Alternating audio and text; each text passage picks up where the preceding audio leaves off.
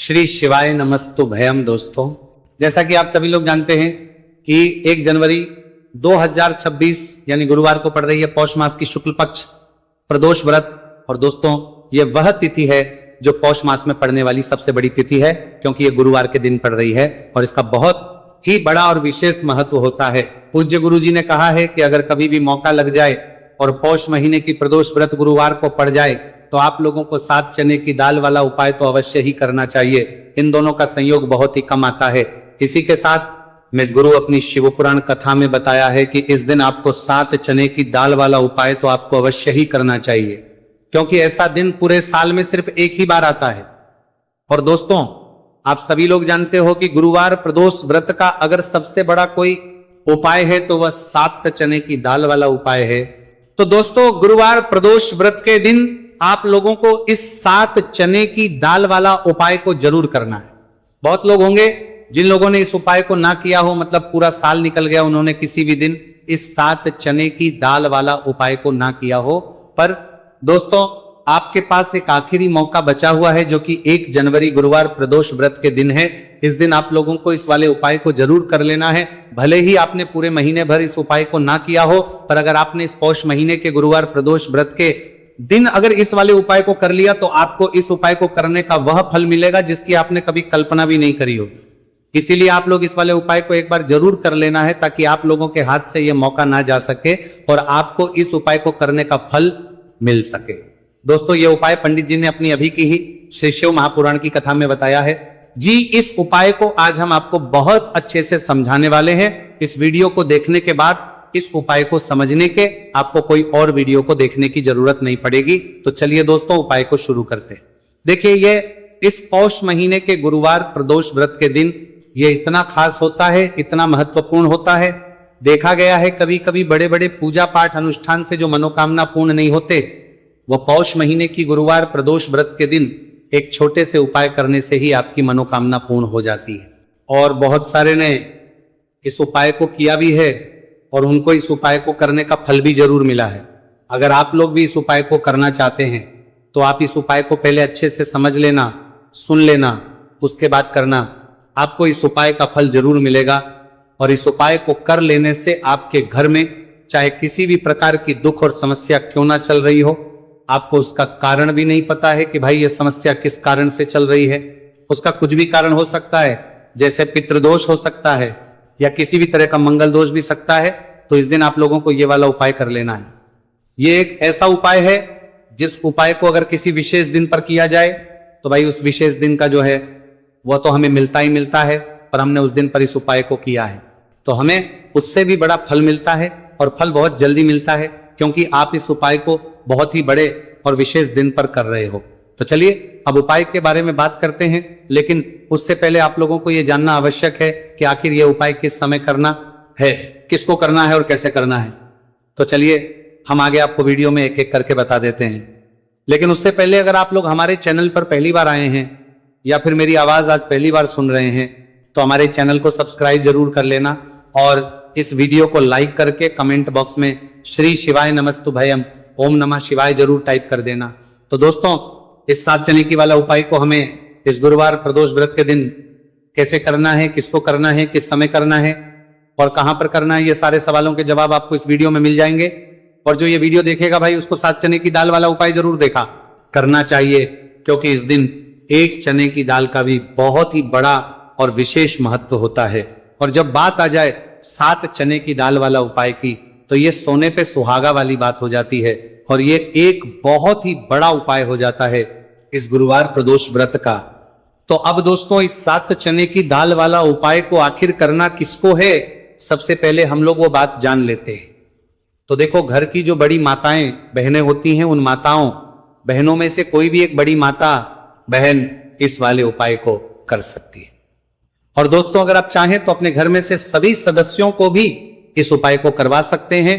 अगर किसी व्यक्ति की खुद की कोई मनोकामना है, खुद की कोई दुख और है जो कि वह अपने लिए ही करना चाहता है, इस वाले उपाय को तो वह खुद अपने लिए भी कर सकता है।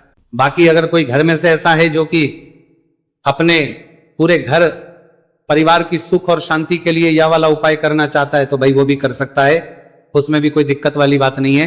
कहने का मतलब यह है कि इस उपाय को हर एक सदस्य भी कर सकता है और पूरे घर परिवार के सदस्य के लिए घर की बड़ी माताओं बहनों में से कोई एक माता बहन भी कर सकती है। माताएं बहनें अगर घर में उपस्थित ना हो या वो उपाय ना कर पा रही हो तो फिर घर का कोई बड़ा सदस्य भी इस 7 चने की दाल वाला उपाय को कर सकता है, चाहे फिर वो पुरुष ही क्यों ना हो, उसमें कोई भी दिक्कत वाली बात नहीं। उसके बाद में दोस्तों जो अगला प्रश्न निकल कर आता है वो ये आता है इस उपाय को लेकर कि आखिर इस उपाय को हमें किस समय करना है, सुबह के समय करना है कि शाम के समय करना है। तो देखो इस वाले उपाय को आप लोग सुबह के समय भी कर सकते हो और शाम के समय प्रदोष काल में भी करते हो। अब अगर आप पूछो कि भाई सब सबसे उत्तम समय कौन सा रहेगा इस 7 चने की दाल वाला उपाय को करने का, तो हम आपसे बस यही कहेंगे कि इस उपाय को आप सुबह के समय करेंगे तो ज्यादा बेहतर होगा। बाकी अगर प्रदोष काल शाम के समय भी करेंगे तो भी अच्छा होगा, उसमें कोई भी दिक्कत वाली बात नहीं है। तो अब दोस्तों जो अगली सबसे बड़ी और महत्वपूर्ण बात आती है वो ये आती है कि सुबह अगर हम उपाय को तो हमें कितने बजे से लेकर कितने बजे तक के बीच में करना है, और शाम के समय प्रदोष काल में करेंगे तो हमें कितने बजे से लेकर कितने बजे के बीच में करना है। तो देखो सुबह जितनी जल्दी हो सके आप उपाय को करने की कोशिश करना। बाकी अगर किसी कारणवश लेट भी हो जाओ, थोड़ी देर भी हो जाए तो 10 या 11 बजे तक भी आप उपाय कर लेना, पर 12 बजे से ज्यादा देरी ना हो, ठीक है, इस बात का ध्यान रखना। उसके बाद दोस्तों अगर शाम के समय प्रदोष काल की बात करें, प्रदोष काल का जो समय है होता है वो शाम के 6 बजे से शुरू हो जाता है। मतलब शाम के 6 बजे से लेकर 7 बजे के बीच का जो समय होता है यह समय प्रदोष काल का समय होता है। तो आप इस उपाय को 7 या 8 बजे के बीच में भी कर सकते हो। मतलब शाम के 6 बजे से रात 8 बजे के बीच में आप कभी भी इस वाले उपाय को कर सकते हो, उसमें कोई भी दिक्कत वाली बात नहीं। चलिए जानते हैं उस विशेष उपाय के बारे में। देखिए दोस्तों पूज्य गुरु जी की कथा के अनुसार ही इस उपाय को आपको बहुत ही विस्तार से समझाने का प्रयास करेंगे, लेकिन उससे पहले वीडियो को लाइक करें। देखिए इस वीडियो में हम पूज्य गुरु जी द्वारा बताए गए 3 सबसे अचूक उपायों के बारे में जानेंगे जो आपको सिर्फ और सिर्फ गुरुवार की सप्तमी की तिथि पर ही करने हैं। पूज्य गुरु जी ने बताया है कि जो भी व्यक्ति इन उपायों को कर लेता है उसके जीवन से समस्त परेशानियां दूर हो जाती हैं। तो चलिए जानते हैं गुरु जी द्वारा बताए गए पहले खास उपाय के बारे में। देखिए गुरु जी ने बताए हैं कि गुरुवार के दिन किया जाने वाला यह उपाय सबसे सर्वश्रेष्ठ है। इस उपाय के लिए आपको मात्र 1 लोटा शुद्ध जल लेना है। जल आपको तांबे के पात्र के अंदर लेना है। इसी के साथ में आपको मात्र 1 गुड़ का टुकड़ा लेना है और इसी के साथ में आपको लेनी होगी 7 की दाल। देखिए चने की दाल को लेते समय ध्यान रखना है कि यह खंडित नहीं होनी चाहिए। ये चने की दाल जब भी हम गुरुवार के दिन शिवलिंग पर अर्पित करते हैं तो इससे हमारे जीवन के बड़े से बड़े संकट समाप्त होते हैं। अगर हमारे हाथ में धन प्राप्ति की लकीरें नहीं हैं, अगर हमारे जीवन में दुर्भाग्य के अलावा कुछ है ही नहीं, तो गुरुजी ने कहा है कि हम इस व्यासपीठ से आपको यकीन दिलाते हैं कि गुरुवार के दिन जब भी आपकी दाल वाला यह उपाय करते हैं तो इससे महादेव आपके हाथ की लकीरों को भी परिवर्तित कर देते हैं। तो दोस्तों ये तीनों ही सामग्री लेकर के आपको पहुंच जाना है। भगवान शिव के मंदिर में देखिए गुरुजी ने बताया है कि इस उपाय को आप सुबह से लेकर के शाम तक किसी भी समय कर सकते हैं। देखिए शिव मंदिर पहुंचने के बाद आप जो 1 गुड़ का टुकड़ा लेकर के गए हैं, सबसे पहले तो आपको उसे जल के पात्र के अंदर डाल देना है और आपको महादेव का स्मरण करते हुए यह 1 लोटा जल धीरे धीरे शिवलिंग पर अर्पित करते जाना है। साथ ही साथ आपको श्री शिवाय नमस्तु भयम इस मंत्र का भी जाप करते रहना है। कम से कम 11 बार आपको इस मंत्र का जाप अवश्य करना है। अब दोस्तों आपके पास जो चने की दाल है उन्हें आपको एक एक करके शिवलिंग पर अर्पित करते जाना है। चने की दाल आप एक एक करके भी समर्पित कर सकते हैं और एक साथ भी शिवलिंग पर अर्पित कर सकते हैं। देखिए चने की दाल को समर्पित करने के बाद आपको बृहस्पति शवर महादेव से प्रार्थना कर लेनी है कि हमारे जीवन में जो भी संकट समस्या चल रही है, हम जो भी कार्य करते हैं उसमें हमें बार बार असफलता मिलती है, रुकावटें संकट जीवन में लगातार बने हुए हैं, चारों तरफ से सिर्फ और सिर्फ निराशा ही हाथ लग रही है, तो अपने दुर्भाग्य को दूर करने के आपको बृहस्पति शवर महादेव से प्रार्थना कर लेनी है। पूज्य गुरु जी ने कहा है कि इस गुरुवार के दिन ये चमत्कारी उपाय करके देख लेना और आप स्वयं देखेंगे कि 1 या 2 महीने के अंदर आपके जीवन का जो दुर्भाग्य है वह समाप्त होना प्रारंभ हो जाएगा। अब दोस्तों हम जान लेते हैं दूसरे विशेष और चमत्कारी उपाय के बारे में। देखिए, इस उपाय के लिए आपको मात्र एक तुलसी जी की लकड़ी लेनी होगी। अगर आपके पास पहले से ही तुलसी जी की लकड़ी है तो उसका उपयोग आप कर सकते हैं, और यदि आपके घर में तुलसी जी का पौधा सूखा हुआ है तो वहां से भी आप तुलसी जी की मात्र एक लकड़ी ले सकते हैं। देखिए, इस उपाय के लिए आपको मात्र एक मिट्टी का दीपक लेना है। इसमें आपको शुद्ध घी का प्रयोग करना है और इस दीपक के अंदर आपको ये जो तुलसी जी की लकड़ी है इसे रख देना है। इस लकड़ी को आपको पूरा घी के अंदर डुबो देना है, चारों तरफ अच्छे से घी लगा देना है और आपको इस दीपक के अंदर इस लकड़ी को रख लेना है। देखिए, यदि आपको ऐसा लगता है कि तुलसी जी की जो लकड़ी है वो बहुत ही जल्दी से जल जाती है तो आपको एक कार्य करना है। आपने जो तुलसी जी की लकड़ी ली है उस पर आपको पूरी पर अच्छे से रुई लपेट देना है, यानी कि कॉटन जो होती है उसे अच्छे से लपेट देना है, जिससे कि ये जो लकड़ी है दिखाई ही ना पड़े। तो इस लकड़ी के ऊपर आपको लपेट लेनी है।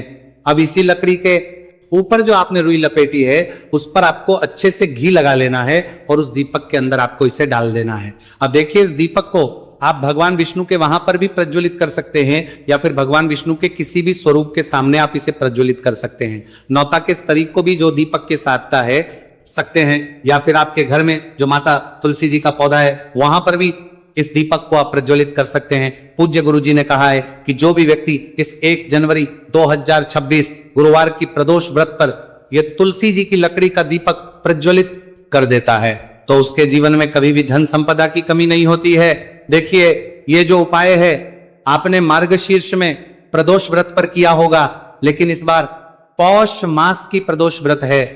गुरुवार के दिन, गुरुवार का दिन भगवान विष्णु को समर्पित होता है और यह जो दीपक है हम विशेषकर भगवान के निमित्त ही प्रज्वलित कर रहे हैं। तो इस दीपक को आप इस महीने की गुरुवार की प्रदोष व्रत पर भी प्रज्वलित कर सकते हैं। देखिए, ये जो दीपक है विशेषकर आपको शाम के समय यानी कि सूर्यास्त के बाद ही करना है। अब दोस्तों हम जान के समय कंपानी के लिए यानी कि सूर्यास्त के बाद ही करना है लेते हैं। गुरु जी द्वारा बताए गए तीसरे बहुत ही चमत्कारी और विशेष उपाय के बारे में देखिए। इस उपाय के लिए आपको एक बेलपत्र लेनी है और इसी के साथ में आपको 2 शमी पत्र लेना है। देखिए, आप जो बेल लेंगे वह कहीं से भी खंडित नहीं होनी चाहिए, इस बात का आपको विशेष रूप से ध्यान रखना है। देखिए, मान लीजिए कि यदि आपके पास बेलपत्र नहीं है तो आप भगवान शिव के शिवलिंग पर चढ़ी हुई बेलपत्र को पुनः शुद्ध जल से धो करके उसका उपयोग भी कर सकते हैं। इसी के साथ में आपको मात्र थोड़ा सा लाल चंदन लेना होगा। देखिए, सभी सामग्री लेकर के अब आपको पहुंच जाना होगा भगवान शिव के मंदिर में। देखिए, भगवान शिव के मंदिर में पहुंचने के बाद आपके पास जो एक बेलपत्र है उसकी चिकनी साइड में आपको देखिए, आप सभी को पता है कि बेलपत्र में 3 पत्तियां होती हैं। तो बेलपत्र की जो ऊपर वाली बड़ी पत्ती होती है और नीचे वाली जो 2 छोटी पत्तियां होती हैं उसकी चिकनी साइड पर आपको, यानी कि जो छोटी पत्तियां होती हैं वहां पर आपको एकाएक शमी पत्र जो आप लेकर आए हैं उन्हें छोटी पत्तियों के ऊपर रख देना और इन्हीं शमी पत्र के ऊपर आपको लाल चंदन की एक एक बिंदी लगा देनी है। अब आपको ये जो बेलपत्र है इसी प्रकार से शिवलिंग पर अर्पित कर देनी है, लेकिन आपको बेलपत्र को समर्पित करते समय गतिमान का नाम लेना है। देखिए, गतिमान जो है वह हनुमान जी के छोटे भाई हैं और पूज्य गुरु जी ने बताया है कि गतिमान का नाम लेकर ही आपको ये उपाय करना है, क्योंकि आपके शरीर के जो भी रोग हैं उन्हें भगवान गतिमान दूर करने वाले। इस उपाय को करने के बाद आपकी जो भारी से भारी बीमारी है वह भी भगवान गतिमान की कृपा से दूर होने वाली है। देखिए, बेलपत्र की 2 छोटी पत्तियों पर आपने एक एक चमी पत्र रखा, उनके ऊपर आपने एक एक लाल बिंदी लगाई हुई है चंदन की। तो इसी प्रकार से आपको यह बेलपत्र शिवलिंग पर अर्पित कर देना है। भगवान गतिमान का स्मरण करते हुए, गतिमान भगवान का स्मरण करते हुए आपके शरीर में या फिर आपके घर किसी भी सदस्य के शरीर में जो भी रोग है उस रोग को दूर करने के लिए आपको भगवान से प्रार्थना कर लेनी है और फिर आपको वापस अपने घर आ जाना है। देखिए, इस उपाय के लिए गुरुजी ने कोई भी निश्चित दिन निश्चित समय नहीं बताया है, तो इस उपाय को आप किसी भी दिन कर सकते हैं। आप लगातार इस उपाय को किसी भी दिन कर सकते हैं और हफ्ते में केवल 1 दिन भी कर सकते हैं। गुरुजी ने कहा है कि यदि आपकी सा लो पुरानी बीमारी है वो भी भगवान गतिमान की कृपा से दूर हो जाएगी। तो दोस्तों, इस प्रकार से आज के इस वीडियो में हमने आपको गुरुवार की इस प्रदोष व्रत पर किए जाने वाले 3 बहुत ही चमत्कारी उपाय बताए हैं। जो भी आपके लिए उचित है, सरल है, उसे आप कर सकते हैं। तो दोस्तों, यह थे पूज्य गुरु जी द्वारा बताए गए कुछ बहुत ही खास उपाय। अगर आपको जानकारी अच्छी लगी हो तो वीडियो लाइक करिएगा। मिलते हैं फिर एक नए वीडियो के साथ। श्री शिवाय नमस्तुभयम। आपको इस उपाय को करने का वो फल मिलेगा जिसकी आपने कभी कल्पना भी नहीं करी होगी। इसीलिए इस हल्दी दीपक वाले उपाय को एक बार जरूर कर लेना, ताकि आप लोगों के हाथ से यह मौका ना जा सके और आपको इस उपाय को करने का फल मिल सके।